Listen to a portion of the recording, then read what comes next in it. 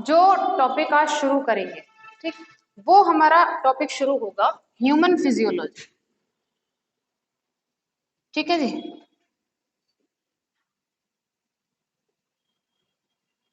यानी कि अब जो ह्यूमन की एक्टिविटी है, जैसे डाइजेशन मतलब पाचन,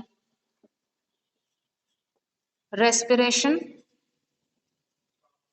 मतलब श्वसन, ठीक है जी, सर्कुलेशन मतलब परिवहन, ठीक है, और एक्सक्रीशन, एक्सक्रीशन का मतलब क्या करना, एक्सक्रीट करना, मतलब जो उत्सर्जी पदार्थ होते हैं उनको क्या कर देना, बॉडी से बाहर कर देना। ठीक है जी, एक्सक्रीशन हो गया। और होता है आपका control and coordination, control and coordination, जिसको हम कहते हैं समन्वय और नियंत्रण। ठीक है ना, समन्वय और नियंत्रण। नियंत्रण से क्या मतलब है, आपकी बॉडी है, आप बैठे हुए हैं आराम से, ठीक है, आपका ऐसा तो नहीं ना कि भाई अभी एकदम से अचानक से आप उछल पड़ो, नहीं ना, कंट्रोल है बॉडी पे, आपको चलना है, दौड़ना है, आप अपनी मर्जी से काम करें। लेकिन कुछ चीजें क्या होगी जो आपके कंट्रोल में नहीं है, है ना। कंट्रोल में क्या नहीं है, सांस लेना, पलके झपकाना, है ना, छींक आना, हंसी का आना, ये आपके कंट्रोल में। इनका क्या है, इनका कोऑर्डिनेशन है, इनका समन्वय है, कोऑर्डिनेट कर रहे हैं आपकी बॉडी के साथ, है ना। अचानक से आपसे कहा जाए, आप कहीं पे बैठे हुए हैं, है ना, कोई प्रवचन आप सुन रहे हैं, प्रवचन समझते हैं ना, जो ये बाबा लोग उपदेश देते रहते हैं, है ना। बाबा ने कहा कि आप क्या करिए, नियंत्रण रखिए अपने आप, है ना, अपनी आप पे नियंत्रण रखिए, है ना। फिर आपने सोचा कि हाँ बाबा बिल्कुल सही कह रहे हैं, नियंत्रण रखेंगे हम अब से अपने आप पे, ठीक है। आप वहां से बाहर आए, किसी ने आपको आके कुछ कह दिया, कुछ भी कह दिया, आपको गाली दे दी, आपको कुछ भी कह दिया, आप अचानक से बाजू बाजू चढ़ा के उस पर तन गए, तो बाबा के प्रवचन तो गए पानी में।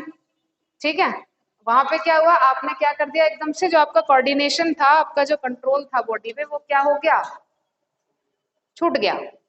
आपका माइंड एकदम से क्या हो गया, अनकॉन्शियस हो गया, आपको समझ ही नहीं, आपको बाद में यार पछताना हुआ कि नहीं यार ऐसा नहीं करना चाहिए था, है ना, ऐसा नहीं करना चाहिए, ज्यादा हो गया। तो वो चीज, उसको हम क्या कहते हैं, कंट्रोल और कोऑर्डिनेशन। जो ये एंगर होता है क्या कर देता है, थोड़ी देर के लिए आपके माइंड को ब्लॉक कर देता है ना, थोड़ी देर के लिए क्या कर देता है, ब्लॉक कर देता है। तो एंगर इसीलिए कहते हैं कि आपका सबसे बड़ा क्या है, दुश्मन है। अब ये चीज आपके लेवल पे कहाँ काम आएगी, आप जैसे अभी एग्जाम की तैयारी कर रहे हो, है ना, मैंने पहले भी कहा था कि किसी को बताइए मत, कोई जरूरत नहीं है ना, आपको अपनी चिंता खुद करनी है, सबसे पहली बात तो ये है, ठीक ना। आपके पेरेंट्स आपकी चिंता करेंगे, वो सिर्फ इतनी चिंता करते हैं कि हमारा बच्चा है किसी गलत राह पे ना जाए, है ना, फैक्ट है ये, देखो वो आपकी यही तो चिंता करेंगे, ये भी वही चिंता करेंगे कि मेरा बच्चा पढ़ रहा है कि नहीं पढ़ रहा है। अगर आप ही का मन नहीं है पढ़ने में, तो माँ बाप क्या कर लेंगे, सीधी सी बात है ना। अब कुछ होते हैं बढ़िया वाले, कमरे में बंद कर दिया, आजकल का तो वो भी काम नहीं रहा, आपने कमरे में बंद कर दिया, पता चल रहा है बच्चा ही नहीं है कमरे में, कुछ और ही निकल के आया। माँ बाप का तो हर तरफ से, चारों तरफ से क्या हो गया है, वो तो दबाव में, प्रेशर में आ गए हैं ना, कुछ कह ही नहीं सकते। छोड़ा था पनिशमेंट के लिए, बच्चे ने इतनी बड़ी पनिशमेंट दे दी, अब सारी उम्र भुगतेंगे, है ना। तो वो चीज नहीं होनी चाहिए। वो थोड़ा सा आपके अंदर मुझे ऐसा लगता है कि होना चाहिए कि भाई मुझे बताना तो किसी को है ही नहीं, लेकिन खुद के कॉन्फिडेंस में और खुद के काम में मुझे कोई कमी नहीं लानी। ये चीज जिस दिन आपकी मेंटालिटी बन जाएगी, उस दिन आप अच्छे से तैयार है हर एक एग्जाम के लिए, हर एक प्रिपरेशन कोई भी हो, चाहे कोई भी, हर एक चीज के लिए मेंटल रूप से अपने आप को तैयार करना पड़ता है ना। तो वो कंट्रोल आपको करना पड़ेगा हर चीज, क्योंकि जब हम इस फील्ड में आ जाते हैं ना तो डिप्रेशन बहुत आता है, डिप्रेशन बहुत आता है, प्रेशर बहुत आता है, दबाव में आ जाते हैं हम कि अब क्या करें, ये नहीं हो रहा, वो नहीं हो रहा। तो वहां पे क्या आ जाता है, वहां पे हमारा जो ये कोऑर्डिनेशन है, कोऑर्डिनेशन किसके साथ, माइंड के साथ, ये थोड़ा सा गड़बड़ा जाता है। इस कोऑर्डिनेशन के साथ इस माइंड को ही हमें क्या करना होता है, कंट्रोल करना होता है।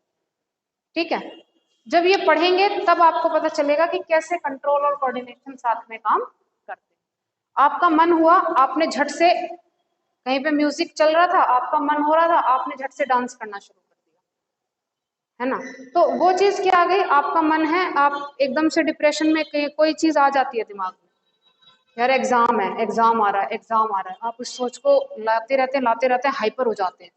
उस चक्कर में क्या होगा कि जो क्वेश्चन आप करने बैठे हैं वो गलत होते जाते हैं, गलत होते जाते हैं, है ना। उस कंडीशन में क्या रहिए, थोड़ा काम रहिए कि मैं इतने दिन से जब तैयारी कर रहा हूँ या कर रही हूँ, तो क्या इतना ज्यादा, आप जितना ज्यादा फुर्ती दिखाएंगे काम उतने ज्यादा गड़बड़ हो जाते हैं।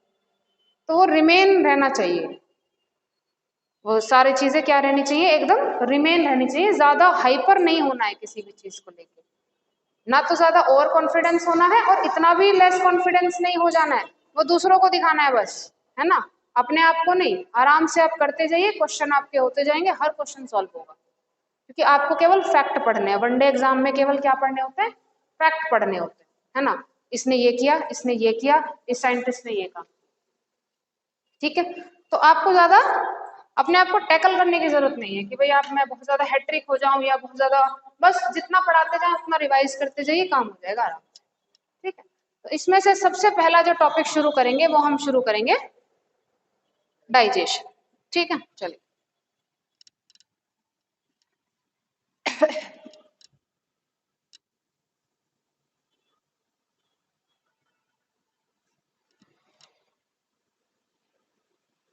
डाइजेशन की अगर मैं बात करूं तो डाइजेशन किसका है, फूड का है ना, और फूड हमारे लिए क्या है, एनर्जी का रिसोर्स है। एक एक बात को आप ध्यान से समझते चलिएगा, क्या है, एनर्जी का रिसोर्स है। ठीक, रिसोर्स के लिए हमें किसी और रिसोर्स की जरूरत पड़ेगी, एनर्जी के रिसोर्स के लिए, इस फूड के लिए कुछ रिसोर्सेज चाहिए। ठीक है, वो रिसोर्सेज क्या हो गए,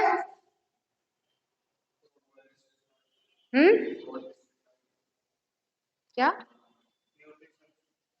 वो रिसोर्स क्या हो गए, जो भी फूड आइटम है, अभी हम न्यूट्रिशन तक जा ही नहीं रहे। ठीक है, जो भी फूड आइटम है वो हमारे क्या हो गए, रिसोर्स हो गए। सपोज हम चावल खा रहे हैं, ठीक है, वो हमारे लिए क्या है, फूड है। हमने रोटी खा ली, दाल खा ली, सोयाबीन खा ली, चना खा लिया, बर्गर खा लिया बाहर से, पिज्जा खा लिया, वो सब क्या हो गए, रिसोर्स हो गए। ठीक है, अब उन रिसोर्स के अंदर एक आप बात जानते हैं कि जो आपकी बॉडी होती है, जो आप हमारी ह्यूमन बॉडी है, उसमें माइंड है, ठीक है, ये कंट्रोलर है। ठीक, ये क्या है, ये कंट्रोलर है। आप कोई चीज देख भी रहे हैं ना तो भी ये बताएगा उस चीज, है ना। तो खाना पीना तो एक बहुत बड़ी चीज हो गई, खाने से पहले तो आप चीज को देखेंगे ही ना। आपने उसका एक नाम रख दिया कि मैंने अभी रोटी खाई, मैंने अभी क्या खाई, रोटी खाई। माइंड ने भी आपको सेटिस्फाई कर दिया कि हाँ, ये जो बंदा है ये क्या है, ये रोटी ही खा रहा है। ठीक है, लेकिन जब वो चीज आपकी बॉडी में चली गई है, वो रोटी आपकी बॉडी में चली गई है, अब उसका नाम क्या कर दिया है, बॉडी ने चेंज कर दिया। किसके लिए, बॉडी के ऑर्गन्स के लिए। ठीक है, उसने नाम क्या चेंज कर दिया, उसने कह दिया कि ये क्या है भाई, न्यूट्रिएंट्स आए हैं, पोषक तत्व आए हैं। ठीक है, क्या आ गए, न्यूट्रिएंट्स आ गए। अब इन न्यूट्रिएंट्स में से भी हमें क्या करना है, डिफाइन करना है ना। भाई स्टमक पूछेगा, बात कर रहे हैं माइंड और स्टमक आपस में, आप खाना खाए जा रहे हैं, स्टमक की और माइंड की बात चल रही है। माइंड साइड साइड में बता रहा है, अच्छा आप चावल खा रहा है, अच्छा आप दाल खा रहा है। ठीक है, तो माइंड उधर ये न्यूट्रिएंट के बारे में बता रहा है कि न्यूट्रिएंट कौन से आए हैं, एक कार्बोहाइड्रेट आया है, ठीक है, उसने कहा प्रोटीन आइए भाई, ठीक है, उसने कहा क्या है, फैट है, ठीक है। अब आप सोचोगे कि मैंने तो ये चीजें खाई नहीं थी, है ना, मैंने तो ये चीजें खाई नहीं थी, मैंने तो कार्बोहाइड्रेट नहीं लिया, मैंने तो रोटी खाई थी, मैंने चावल खाए, दाल खाई, है ना, मैंने दूध पिया, मिल्क लिया, और मैंने घी लिया, ठीक है। तो ये बात भी तो मुझे माइंड नहीं बताई होगी। तो ये माइंड का जो चीजें आप देख रहे हैं उनके साथ क्या था, एक इंटरकनेक्शन था। लेकिन माइंड का जब स्टमक तक बात गई, आपकी बॉडी तक बात गई, तो उसने कहा कि सारे क्या हैं, न्यूट्रिएंट हैं, ठीक है, कुछ वाइटामिन आए हैं, कुछ वाइटामिन आए हैं, ठीक है। अब इन न्यूट्रिएंट में उन्होंने कह दिया, अब हमें कैसे पता चलेगा, ठीक है। हमने कहा कार्बोहाइड्रेट है, किस किस से मिलेगा, एक तो चावल से मिलेगा, जो आप रोटी खा रहे हैं यानी कि वीट, गेहूं से मिलेगा, है ना, और दाल में तो प्रोटीन होता है ना, और किससे मिलेगा, मिल्क से मिलेगा, मिल्क में तो हर चीज होती है, मिल्क में सिर्फ क्या नहीं होता, एक विटामिन सी नहीं होता है, मिल्क में क्या नहीं होता, केवल विटामिन सी नहीं होता है, बाकी सब चीजें होती है ना। विटामिन सी नहीं होता है मिल्क में, ठीक है। उसके बाद प्रोटीन, प्रोटीन के लिए क्या आ गया, दाल, फिश आ गई, ठीक है, सोयाबीन आ गई, मीट, ठीक है, और जो हम स्प्राउट्स खाते हैं, स्प्राउट्स क्या होते हैं, जितना भी अंकुरित हम कर लेते हैं, रात में चना भिगो के रख दिया, है ना, दाल भिगो के रख दी, तो वो सुबह तक क्या बन जाते हैं, स्प्राउट्स हो जाते हैं, ठीक है, अंकुरित जिनको हम कहते हैं। वो सब कैसे होते हैं, वो सब प्रोटीन रिच होते हैं,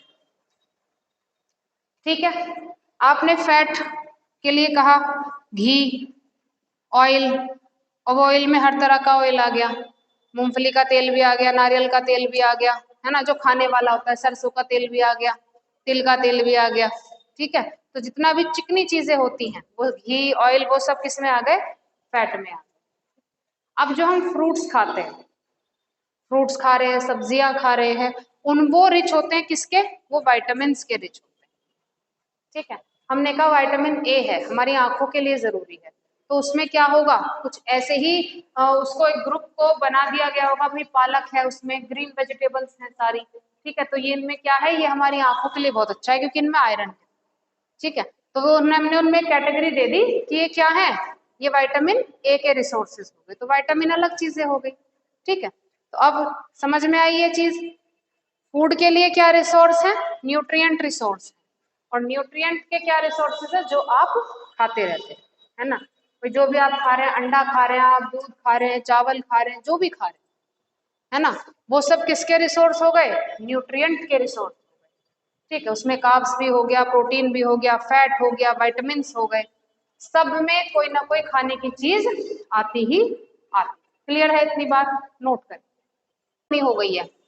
ब्लड की कमी का होना मतलब जो आपका ब्लड है उसमें क्या कम हो जाना, एचबी का कम हो जाना, एचबी मतलब हीमोग्लोबिन, ठीक है। तो हम उसको कह देते हैं कि ब्लड क्या हो गया है, कम हो गया, एचबी कम हो गया, तो खून कैसा हो गया, पतला हो गया, ठीक है। डॉक्टर हमें क्या सलाह देगा कि आप गाजर खाइए, कैरेट खाइए, ठीक है। वो हमसे कहेगा कि आप अनार खाइए, आप गुड़ खाइए, क्यों, क्योंकि इसकी कमी को पूरा करने के लिए चाहिए होता है आयरन, है ना, इसकी कमी को पूरा करने के लिए क्या चाहिए, आयरन चाहिए, और वो आयरन किन से मिलेगा, इस रिसोर्स से मिलेगा, है ना, बोन्स, किससे, कैल्शियम, है ना, विटामिन डी आ गया उसमें, ठीक है। वो हमें किसके लिए चाहिए, हम वो कहेंगे कि अच्छा हड्डियां कमजोर हो गई, है ना, जैसे छोटा बच्चा है उसको कहेंगे कि आप क्या करो, आप इसे दूध पिलाइए, ठीक है, इसको आप दूध पिलाइए, या फिर आप इसे एक काम कीजिए, आप इसे धूप में ज्यादा से ज्यादा रखें, लेकिन धूप भी कौन सी, मॉर्निंग वाली, ऐसा नहीं कि भाई आप सुबह से शाम तक बच्चे को धूप में डाल दिया, लिए जा विटामिन डी, है ना, ये काम मत कर देना, है ना। उसमें कहावत भी होती है ना कि अधजल गगरी छलकत जाए, तो ये काम मत करना कि भाई मैम ने कहा था विटामिन डी मिलता है, हड्डियां मजबूत होती हैं, पता चला बच्चे ऐसे चला नहीं जा रहा है, कैसे भी चल भाई बाहर धूप में, भरी दोपहरी बेचारा बाहर खड़ा है, शाम तक उसमें खड़े होने की क्षमता तक नहीं बची है। ठीक है, चलिए, तो ऐसा मत कीजिएगा। तो ये कैल्शियम की पूर्ण करना है हमें, तो इधर आयरन हो गया, कैल्शियम हो गया। ठीक है, हमने कहा था कि जब स्वेटिंग होती है, पसीना जब आता है, ठीक है, तो उसमें हमारी बॉडी में से क्या रिलीज होता है, फास्फोरस, अमोनिया, यूरिया, जितना भी हमारा, ये तो एक्सक्रीटरी प्रोडक्ट हो गए सारे, जिनको हमें क्या करना है, बॉडी से बाहर करना है। ठीक है, तो इनको क्या नाम दे दिया गया, इनको नाम दे दिया गया मिनरल्स। ठीक है, इनको क्या नाम दे दिया गया, मिनरल्स, खनिज लवण। ठीक है, अब आपसे कोई पूछे कि आपकी बॉडी में लोहा होता है, हाँ होता है ना, भर भर के बह रहा है ना। अब अगर यही कम हो गया तो भाई हम नहीं उठ पाएंगे। देखो, आपसे कोई पूछे कैल्शियम है, हाँ जी बिल्कुल है ना। तो मिनरल्स हमारी बॉडी में होते ही होते, बस वो फॉर्म अलग हो जाती है ना। कोई आपसे पूछे कि भाई लोहा है तो बाल्टी बना दो एक, ऐसा तो नहीं हो सकता कि देखो भाई ब्लड में है, इतना भी नहीं है कि पूरी लोहे की एक बाल्टी बाहर आ जाएगी, है ना, या मैं कोई मैग्नेटिक मैन बन जाऊंगा, नहीं नहीं, ऐसा कुछ नहीं।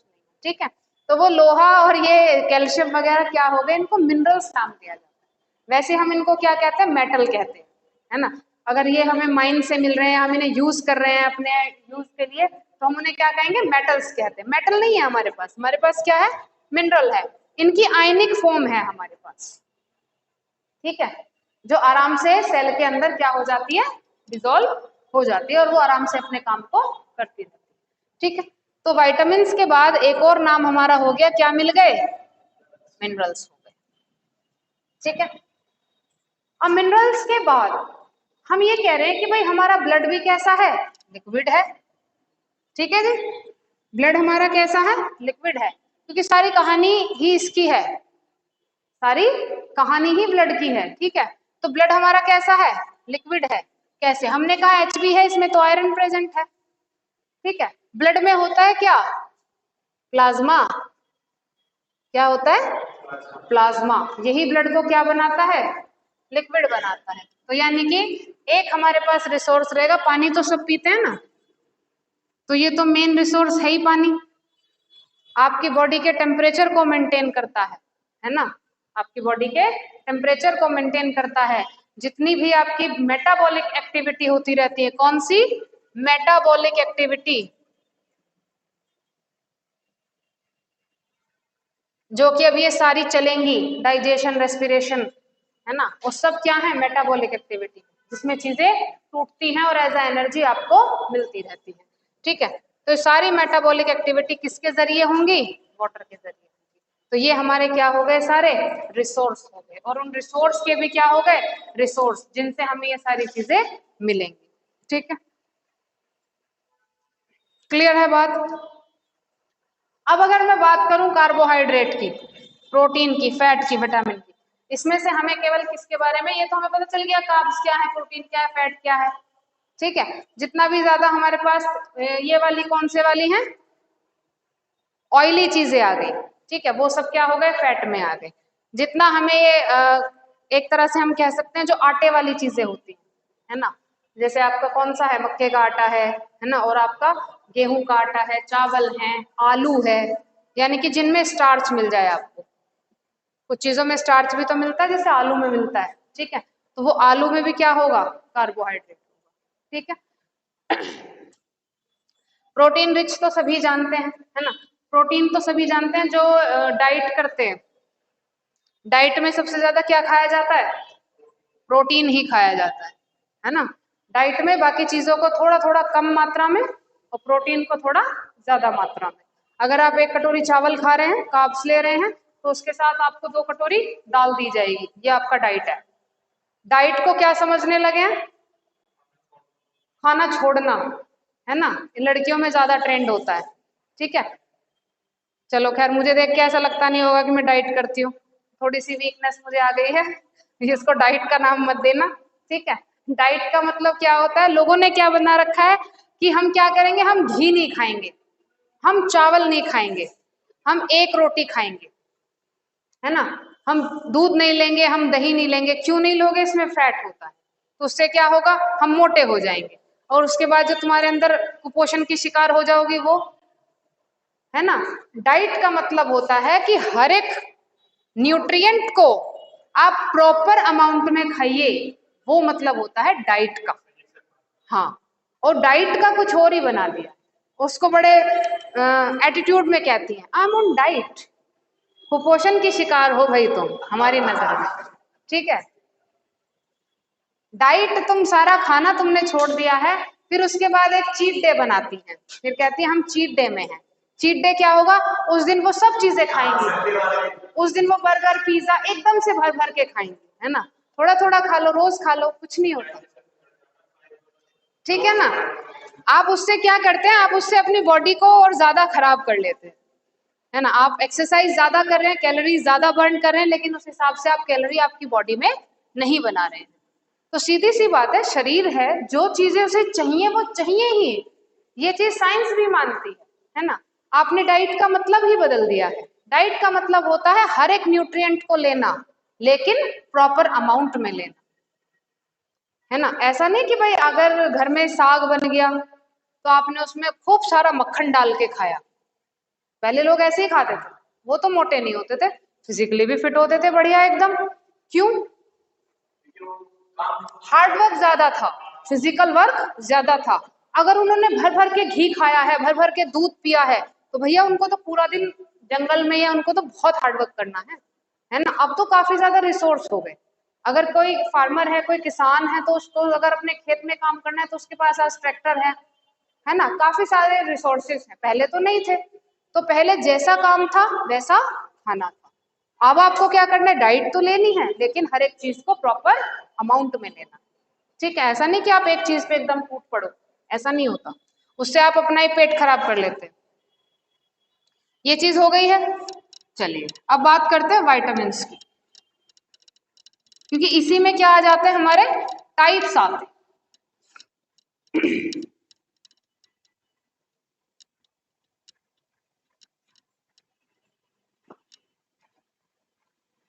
लिखेंगे वाइटामिन,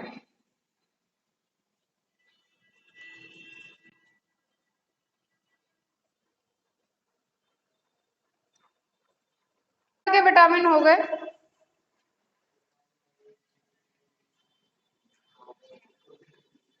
हाँ, ए, बी, सी, डी, ई और के, ठीक है। आंखों के लिए, मसूड़ों के लिए नहीं, किसके लिए, ये आपके मांसपेशियों के लिए, ये मसूड़ों की मांसपेशियों के लिए, ये आपके बोन्स के लिए। ई किसके लिए, ब्लड के लिए। और के किसके लिए, सॉरी विटामिन ई किसके लिए, सॉरी स्किन, हाँ ऐसे मैं बताती हूँ कैसे याद रहेंगे ये। और के किसके लिए, ब्लड के लिए, ठीक है। ई और के में कंफ्यूजन हो जाता है, जैसे अभी अभी मुझे हो गया, एकदम से हो जाता है, रैंडम हो जाता है। बस आपको क्या याद रखना, विटामिन ई के कैप्सूल आते हैं, आते हैं, किस लिए आते हैं, स्किन के लिए आते हैं, स्किन के लिए, नेल्स के लिए, है ना, इसके लिए आते हैं। केराटिन सुना होगा ना, बालों के लिए, नाखून के लिए, ये प्रोटीन होता है, ठीक है। तो ऐसे याद रखना इसको, ठीक है, क्लियर। एक नाम लिखेंगे विटामिन के लिए, ये तो विटामिन के टाइप हो गए, एक एक करके पढ़ते चलेंगे, बताते चलेंगे।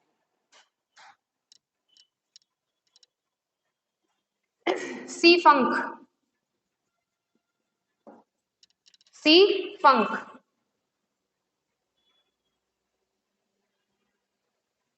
ठीक है। 1911 इन्होंने क्या किया था, सबसे पहले विटामिन शब्द का इस्तेमाल किया था।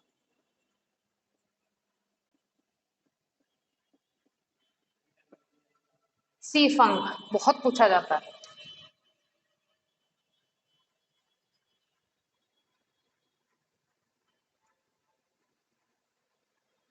ठीक है। विटामिन को दो पार्ट में डिवाइड कर दिया गया है, आप भी कर लीजिएगा। एक होते हैं जो जल में घुल जाएं और दूसरे होते हैं जो जल में ना घुले। ठीक है, तो जो जल में घुल जाएं और जो जल में ना घुलें, जो घुल जाएंगे वो कौन कौन से हो गए? विटामिन बी और सी। बाकी के कौन से बचे? ए, डी, ई और के। ये कौन से हो गए? जल में ना घुलने वाले। ठीक है, विटामिन ए का क्या मतलब है? विटामिन ए का मतलब है कि इसका एक अलग नाम होगा। ठीक है, एक इसका क्या होगा? नाम होगा। हमने तो इसे एक अल्फाबेट से क्या कर दिया, सिर्फ इसको एक कोड कर दिया कि इंडिकेट कर दिया कि हाँ ये विटामिन ए है। इसका एक नाम होगा और इसका एक फॉर्मूला होगा। दोनों चीज लिखिएगा, रेटिनॉल और इसके रिसोर्स। बस यही तो तीन चीजें हमें पढ़नी है। ठीक है ना, यही तो तीन चीजें पढ़नी है। और विटामिन ए की कमी से होने वाले रोग। ठीक है, लिखिएगा।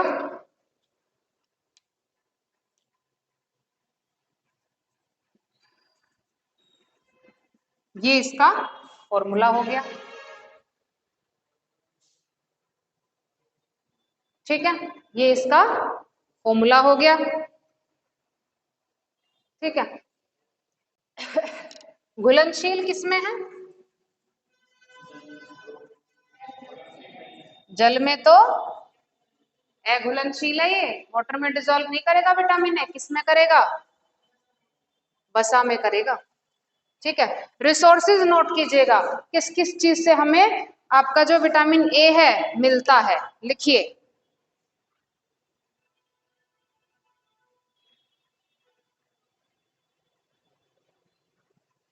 हरी पत्तेदार सब्जी, गाजर, मछली, ग्रीन वेजिटेबल्स, गाजर, मछली,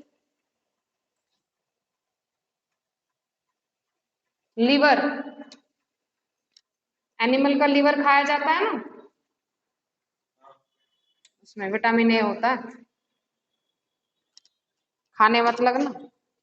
ठीक है जी, एग यॉक, अंडे की जो जर्दी होती है, येलो वाला पार्ट जो होता है, वही होती है ना जर्दी, पीले वाला, गिरी जिसको हम कहते हैं। हाँ, अंडे की जर्दी में मिलेगा। दूध, पनीर, दूध और पनीर, ये इसके क्या हो गए? रिसोर्स हो गए। मैंने कहा ना, मिल्क, मिल्क बस विटामिन सी में आपको नहीं मिलेगा, बाकी सब में मिलेगा। इसमें सब मिनरल, विटामिन, सब हर तरह का न्यूट्रिएंट होता है। ठीक है जी, इसकी कमी से एक रोग हो जाता है जिसको कहते हैं रतौंधी। इसको क्या कहते हैं? रतौंधी।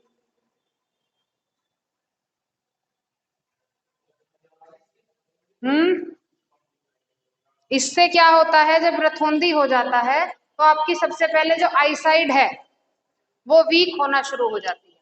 वीक होने से मतलब आंख का काम होता है इमेज बनाना, है ना। आंखों का क्या काम है? इमेज बनाना। जो ये आपका अंदर का रेटिना है और जो ये बाहर की जो ये फुल्ली सी होती है, क्या हो जाती है? सूजने लगती है। जो ये आंख का ऊपर वाला हिस्सा होता है ना, सूजने लगता है अपने आप। नॉर्मल में भी सूज जाता है, वो अलग चीज है, लेकिन इसमें कंटिन्यूअस सूजते चला जाता है और आपको दिखना कम हो जाता है ना। एक तरह से क्या कर देता है, ये कनेक्शन तोड़ देता है ऑप्टिक नर्व का। एक नर्व होती है आंख में जिसको हम क्या कहते हैं? ऑप्टिक नर्व, जो क्या करती है? इमेज बनाती है प्लस मैसेज पहुंचाती है माइंड तक कि इस बंदे ने कुछ चीज देखी है, आंसर करो क्या देखा है। आप देखते ही बता देते हो ना, ये चेयर है, ये फोन है ना, ये उधर हमारे ये क्या है, ये बोर्ड है, ये लिखा हुआ है। आपने किसी पर्सन को देखा, आपको नाम नहीं पता, आपने बता दिया कि हाँ ये कोई इंसान है, लड़का है, लड़की है, तो वो इमेज है। और ऑप्टिक नर्व क्या करती है? उसका मैसेज कन्वे करती है। तो रतौंधी में वही हो जाता है कि आपको दिखना कम हो जाता है। ठीक है, तो विटामिन ए जरूरी किसके लिए हुआ? आंखों के लिए हुआ। जरूरी किसके लिए हुआ? आंखों के लिए। ठीक है, अब इस विटामिन ए की कमी को पूरा करने के लिए क्या क्या चाहिए? दूध चाहिए, गाजर चाहिए, मछली चाहिए और अंडे की जर्दी चाहिए और लीवर, ठीक है। और भी तो लिखवाया है, पनीर है, ये वाली चीजें बताओ। नॉन वेज पे जा रहे हो हैं? हरी सब्जियां चाहिए, है ना, गाजर तो लिख दिया मैंने, ठीक है। ये किसके रिसोर्स हो गए? विटामिन ए, ठीक। अब बात आती है किसकी? विटामिन बी की। नोट कीजिएगा, विटामिन बी किसमें घुलनशील है? वसा में घुलनशील। ए और सी पानी में नहीं घुलते। फैट,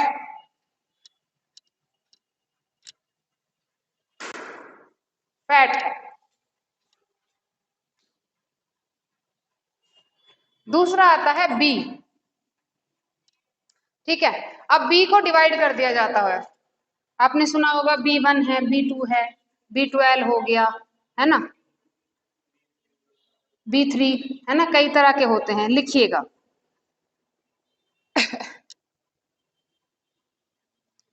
जो हमारा विटामिन डी है वो अलग अलग पार्ट में डिवाइड हो गया। कौन कौन से? B1, B2, B3, B4, B5, B6, है ना, 3, 4 भी तो होंगे, 4, 5 है नहीं? सही बात। B6 होता है, B9 होता है और B12, ठीक है।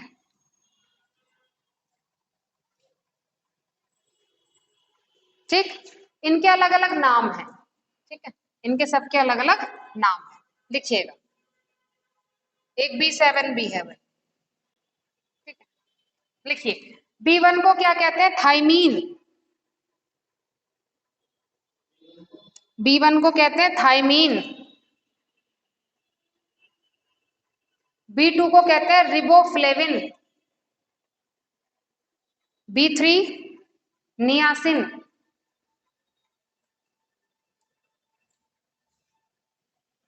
थाइमिन, रिबोफ्लेविन, नियासिन, ठीक है। B6 का क्या नाम होता है? पायरिडॉक्सिन। B6 को क्या कहते हैं? पायरिडॉक्सिन।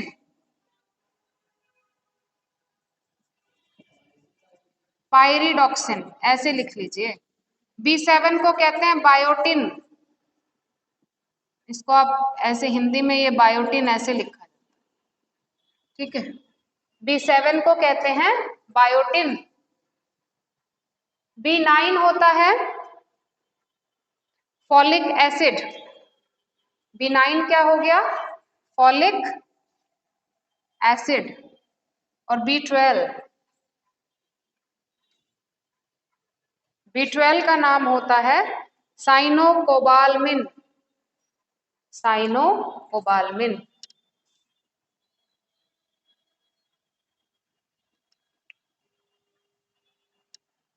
ठीक।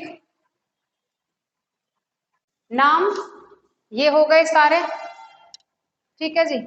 फॉर्मूला, जब इतने सारे हैं तो सबके अलग अलग फॉर्मूला होंगे, ठीक है, जो आपको नहीं करने,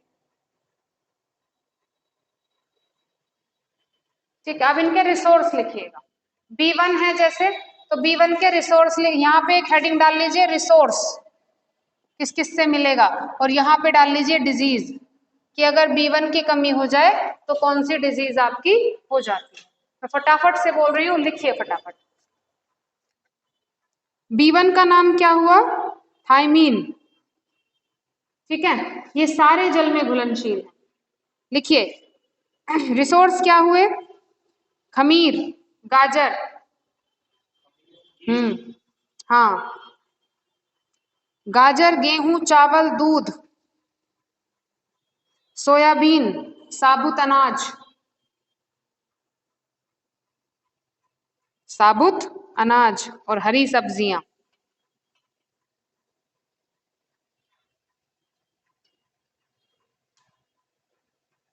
ठीक है, और हरी सब्जियां। डिजीज कौन सी हो जाती है B1 से? बेरी बेरी, ये B1 से होती है, अक्सर क्या बता दिया जाता है कि विटामिन बी है और इसके रिसोर्सेज ये हो गए, है ना, और इसकी कमी से होने वाला रोग क्या है, विटामिन बी खत्म। खत्म नहीं होता है, उसके अलग अलग पार्ट होते हैं। B1 की कमी से कौन सा रोग हुआ, बेरी हो गया। लिखिए B2 नाम क्या है, राइबोफ्लेविन। ठीक है जी, वाटर में डिजोल्व है। लिखिए रिसोर्स, दूध मटर सेम, दूध मटर सेम, ईस्ट यानी कि खमीर, मांस अंडा हरी सब्जी, मांस अंडा और हरी सब्जी। ठीक है। B2 राइबोफ्लेविन की अगर आप में क्या हो जाती है, कमी हो जाती है, तो क्या हो जाता है, वेट लॉस होने लगता है। और जो आपकी क्या होती है, टंग होती है, जीभ, और आपकी स्किन कैसी हो जाती है, ड्राई हो जाती है। ठीक है, कहते हैं स्प्राउट्स, अनाज के जो छिलके होते हैं, हाँ, फाइबर जिनको हम कहते हैं। अनाज का छिलका, जब आटा पिस जाता है तो उसको छानते हैं ना पहले, तो जो ऊपर वाला जो हिस्सा होता है, बूर, हाँ, जिसको हम बूर कह देते हैं, उनमें फाइबर रिच होते हैं वो बहुत ज्यादा, और हम उसी को क्या कर देते हैं, अलग कर देते हैं, है ना। नहीं, छानना तो इसलिए पड़ता है ना, क्योंकि आटे को हमें स्टोर करके रखना पड़ता है। अब मान लो कोई कुछ हो उसके अंदर, अचानक से ऐसे डाल के हमने मांड दिया, कुछ और अंदर मंड गया, तो बस भाई घर वाले और चार गालियां हमको सुनाएंगे, क्या खिला दिया आज।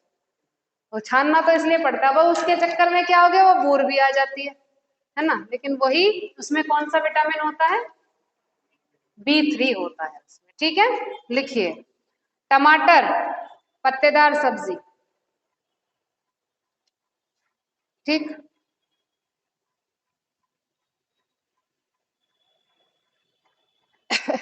इसकी कमी से कौन सा रोग होता है, इसकी कमी से हो जाता है पेलाग्रा, पेलाग्रा रोग इसकी कमी से हो जाता है। ठीक है, पेलाग्रा में क्या होता है कि जो आपका मेंटल हेल्थ होता है, वो उसमें थोड़ा सा क्या आ जाता है, डिसऑर्डर आ जाता है। ठीक है, मेंटल डिसऑर्डर आ जाता है। ठीक है, और दूसरा जो आपका डाइजेस्टिव सिस्टम है बिगड़ जाता है भाई, डाइजेस्टिव सिस्टम थोड़ा सा बिगड़ जाता है, पेलाग्रा में होता है। ठीक है जी, लिखिएगा B6 पायरिडॉक्सिन,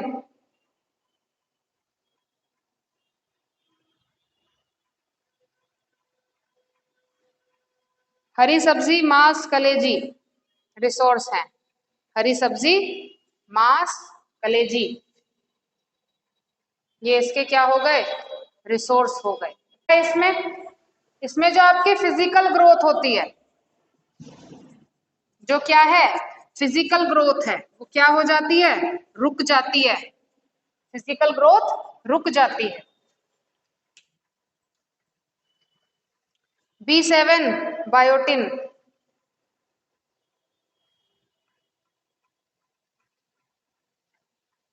दूध अंडा ईस्ट, दूध अंडा ईस्ट और कुछ दालें, दूध अंडा ईस्ट और कुछ दालें। बायोटिन को बताते हैं, बायोटिन थोड़ा सा इंपॉर्टेंट है। ठीक है,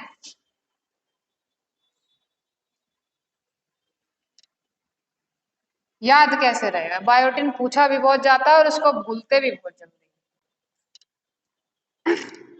याद रखना, बायोटिन के नाम से ब्यूटी प्रोडक्ट आते हैं, बायोटिन के नाम से ब्यूटी प्रोडक्ट आते हैं, सभी के लिए आते हैं, और वो इनको कहा जाता है कि ये नेचुरल चीजें हैं, कैसी हैं, विटामिन रिच हैं।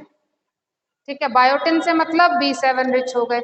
जब ब्यूटी प्रोडक्ट आए तो किसके लिए काम करेंगे, आपके स्किन के लिए काम करते हैं।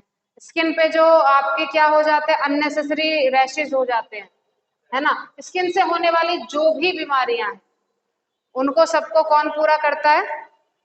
किसी की कमी से वो होते हैं, ठीक है।